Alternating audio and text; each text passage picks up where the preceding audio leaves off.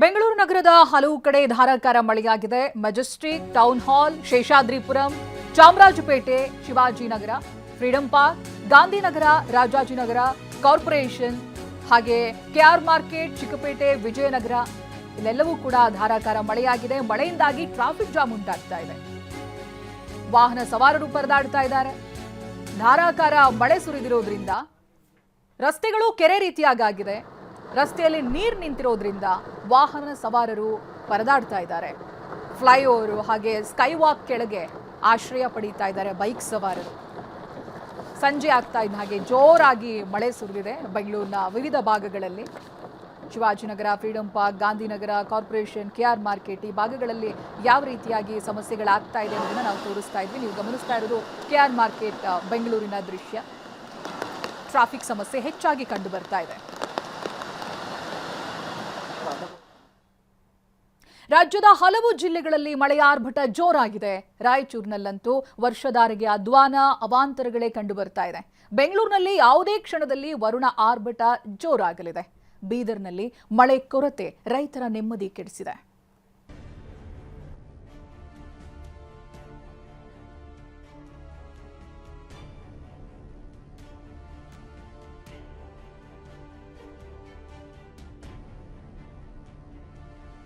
ಎತ್ತ ಕಣ್ಹಾಯಿಸಿದ್ರು ಬರೀ ನೀರೋ ನೀರು.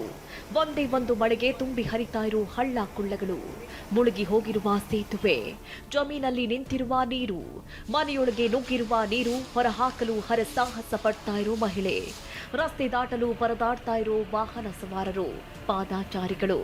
ಅಬ್ಬಬ್ಬ, ಕರುನಾಡಲ್ಲಿ ಮಳೆ ಸೃಷ್ಟಿಸಿರುವ ಅವಾಂತರಗಳು ಒಂದೆರಡಲ್ಲ. ಇಲ್ನೋಡಿ, ಮಳೆ ಆರ್ಭಟಕ್ಕೆ ಸೇತುವೆಯೇ ಮುಳುಗಡೆಯಾಗಿದೆ. ಹಳ್ಳ ಉಕ್ಕಿ ಹರಿದಿದ್ರಿಂದ ರಾಯಚೂರು ಜಿಲ್ಲೆ ಇಡಪನೂರಿನ ಜನರು ಸಂಕಷ್ಟಕ್ಕೆ ಸಿಲುಕಿದ್ದಾರೆ. ಮೀರಾಪುರ ಯರಗೇರ ಮಾರ್ಗದ ರಸ್ತೆ ಸಂಪರ್ಕವೇ ಬಂದ್ ಆಗಿದೆ. ರಾಯಚೂರಿನ ಐಡಿಎಸ್ಎಂಟಿ ಲೇಔಟ್ನಲ್ಲಿ ರಸ್ತೆಗೆ ನೀರು ನುಗ್ಗಿದೆ. ಹಳೆ ಆಶ್ರಮ ಕಾಲೋನಿಯಲ್ಲಿರುವ ಮನೆಗಳಲ್ಲಿ ನೀರು ಆವರಿಸಿದೆ.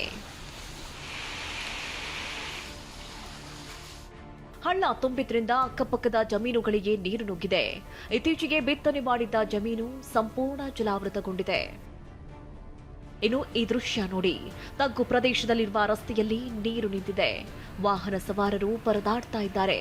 ಮಹಿಳೆಯೊಬ್ಬರು ಮಳೆ ನೀರು ತುಂಬಿರುವ ರಸ್ತೆ ದಾಟಲು ಹರಸಾಹಸ ಪಡ್ತಿದ್ದಾರೆ. ಇದು ರಾಯಚೂರಲ್ಲಿ ಮಳೆ ಸೃಷ್ಟಿಸಿರುವ ಅವಾಂತರಗಳಾದ್ರೆ ಬೆಂಗಳೂರಿನ ಹಲವೆಡೆಯೂ ಮಳೆ ಅಬ್ಬರಿಸಿದೆ. Shanthinagar, Vidhana Soudha, Shivajinagar, Koramangala, Richmond circle, corporation circle, Fraser town, Lingarajapura ಸೇರಿದಂತೆ ಸುತ್ತಮುತ್ತ ಮಳೆ ಸುರಿದಿದ್ದು ವಾಹನ ಸವಾರರು ಹೈರಾಣಾಗಿದ್ದಾರೆ. ಇತ್ತ ಚಿಕ್ಕಬಳ್ಳಾಪುರ ಮಲೆನಾಡಿನಂತಾಗಿದ್ದು ನಿರಂತರವಾಗಿ ಜಡಿ ಮಳೆ ಸುರಿತಾ ಇದೆ. ಜನಜೀವನ ಅಸ್ತವ್ಯಸ್ತವಾಗಿದೆ. ಮಳೆಗೆ ದ್ವಿಚಕ್ರ ವಾಹನ ಸವಾರರು ಪರದಾಡುವಂತಾಗಿದೆ. ಕರಾವಳಿಯಲ್ಲಿ ಮಳೆ ಅಬ್ಬರ ಕಡಿಮೆಯಾಗಿದ್ರೂ ಕಡಲ್ಕೊರೆತ ಭೀತಿ ಎದುರಾಗಿದೆ. ಮಂಗಳೂರಿನ ಬೈಕಂಪಾಡಿ, ಮೀನಕಳಿಯ ಭಾಗದಲ್ಲಿ ಆತಂಕ ಮನೆ ಮಾಡಿದ್ದು ಕಡಲ್ಕೊರೆತ ತಡೆಗೆ ಮರಳಿನ ಬ್ಯಾಗ್ಗಳನ್ನು ಅಳವಡಿಸಲಾಗಿದೆ. ನಾನೀಗ ಮಂಗಳೂರಿನ ಮೀನಕಳಿ ಎನ್ನುವಂಥ ಸಮುದ್ರ ತೀರದಲ್ಲಿದ್ದೇನೆ. ನೀವು ಗಮನಿಸ್ಬೋದು, ಇದು ಮಂಗಳೂರು ನಗರ ಹೊರವಲಯದ ಮೀನಕಳಿ ಎನ್ನುವಂಥ ಕಡಲ ತೀರ. ಇಲ್ಲಿ ಗಮನಿಸ್ಬೋದು, ಇಲ್ಲಿ ಒಂದು ಕಡೆ ಸಮುದ್ರ ಇದೆ, ಸಮುದ್ರ ಪಕ್ಕದಲ್ಲೇ ಮೀನುಗಾರರ ಮನೆಗಳು ಇದೆ. ಸೊ ಪ್ರತಿ ಬಾರಿಯೂ ಕೂಡ ಈ ಭಾಗದಲ್ಲಿ ಕಡಲ್ ಕೊರೆತ ಸಮಸ್ಯೆ ಸಾಮಾನ್ಯ ಆಗಿರುವಂಥದ್ದು. ಮುನ್ನೆಚ್ಚರಿಕೆ ಕ್ರಮವಾಗಿ, ಅಂದರೆ ಮುಂದಿನ ದಿನಗಳಲ್ಲಿ ಕಡಲ್ ಕೊರೆತ ಆಗಬಾರ್ದು ಎನ್ನುವಂಥ ನಿಟ್ಟಿನಲ್ಲಿ ಇಲ್ಲಿ ಸ್ಯಾಂಡ್ ಬ್ಯಾಗ್ ಅನ್ನು ಇರಿಸುವಂಥ ಕೆಲಸವನ್ನು ಮಾಡಲಾಗ್ತದೆ. ಅಂದರೆ ಈ ಸ್ಯಾಂಡ್ ಬ್ಯಾಗ್ ಬಹಳಷ್ಟು ದೊಡ್ಡದಾದಂಥ ಬೃಹದಾದಂಥ ಸ್ಯಾಂಡ್ ಬ್ಯಾಗ್ಗಳನ್ನು ಕಿಲೋಮೀಟರ್ ಗಟ್ಟಲೆ, ಅಂದರೆ ತೀರದುದ್ದಕ್ಕೂ ಕೂಡ ಇರಿಸಲಾಗಿದೆ. ಇತ್ತ ಬೀದರ್ ಜಿಲ್ಲೆಯಲ್ಲಿ ಮಳೆಯ ಕೊರೆತ ಎದುರಾಗಿದ್ದು ರೈತನನ್ನ ಚಿಂತೆಗೆ ದೂಡಿದೆ. ಜೂನ್ 2ನೇ ವಾರ ಕಳೆದರೂ ಮುಂಗಾರು ಮಳೆ ಬರದೇ ಇರುವುದರಿಂದ ಶುಂಠಿ ಬೆಳೆ ನಾಟಿ ಮಾಡಿದ್ದ ರೈತರು ಕಂಗಾಲಾಗಿದ್ದಾರೆ. ಬೆಳೆ ಉಳಿಸಿಕೊಳ್ಳಲು ಸ್ಪ್ರಿಂಕ್ಲರ್ ಮೂಲಕ ಹೊಲಕ್ಕೆ ನೀರುಣಿಸ್ತಾ ಇದ್ದಾರೆ. ಮಳೆ ಪ್ರಮಾಣ ಏನು ಕಡಿಮೆ ಇದ್ರೆ ಹೆಂಗದರಿ? ಮಳಿನೇ ಇಲ್ಲ 8 ದಿವಸ ಆಯ್ತು ಮಳಿನೇ ಇಲ್ಲ. ಮಳೆ ಬರೋಯ್ತು, ಮಳೆ ಬಂದಿಲ್ಲ. ನಾವು ಶುಂಠಿ ಬಿತ್ತಿದ್ದೆವು, ಅದಕ್ಕೆ ಏನದ ನೀರು ಹಾರ್ಲತ್ತಿದ್ದೆವು, ಶುಂಠಿ ಕೊಯ್ತು ಅಂತೇಳಿ. ಈಗಂತ ಮಿರಗೆ ಬಂದು 8 ದಿವಸ ಆಯಿತು, ಮಳೆನೇ ಇಲ್ಲ. ಇವತ್ತಿನ ಅಂತೂ ಮಳೆ ಎಷ್ಟೂ ಇಲ್ಲ.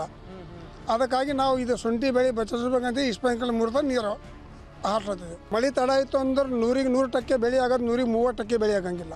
ಒಂದ್ ಕಡೆ ಮಳೆ ಬಂದು ಅವಾಂತರಗಳ ಹೊಳಿಗೆ ಹರಿದಿದೆ, ಇನ್ನೊಂದ್ ಕಡೆ ಮಳೆ ಬಾರದೆ ಬೆಳೆ ಕೊಳೆಯುವ ಆತಂಕ ರೈತರಲ್ಲಿ ಕಾಡತೊಡಗಿದೆ.